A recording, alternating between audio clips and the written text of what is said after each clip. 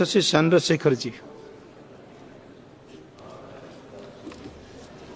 धन्यवाद सभापति जी कि आपने मुझे लैंडिंग बिल पे अपनी बात रखने का मौका दिया।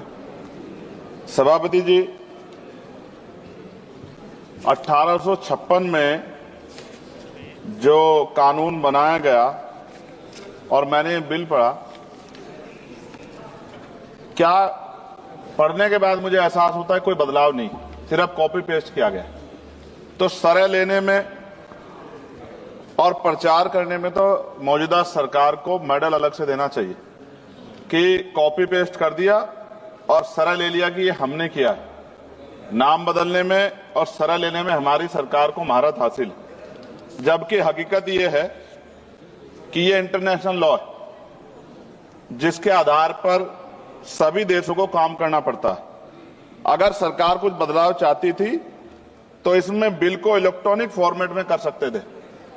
ये डिजिटल युग है, चर्चा होती है और सब जगह, आप तो फोन से लेकर सब जगह जो है डिजिटल बातें होती हैं, लेकिन फॉर्मेट आपने कागज में ही रखा है।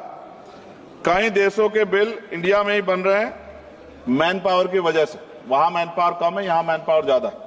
अगर ये इलेक्ट्रॉनिक फॉर्मेट में आ जाता तो बहुत से भारतीयों को रोजगार मिल जाता।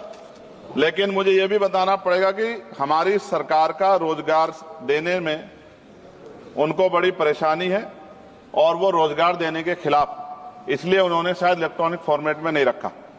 जैसे उदाहरण, ऑस्ट्रेलिया में कोई माल चढ़ता है जहाज पर, उसकी इन्वेंट्री यहां बनती है, उसके लैंडिंग बिल भी इंडिया में बनते हैं।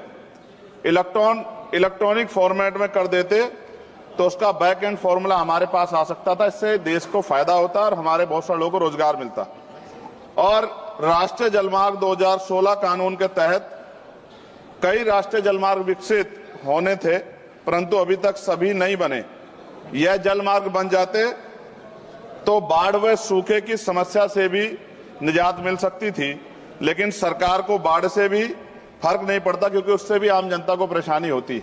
पेट्रोल और डीजल की जो खपत है, अगर ये बन जाए जलमार्ग तो बहुत फायदा जो है वो खपत कम हो सकती है और बहुत बड़ा फायदा हो सकता है।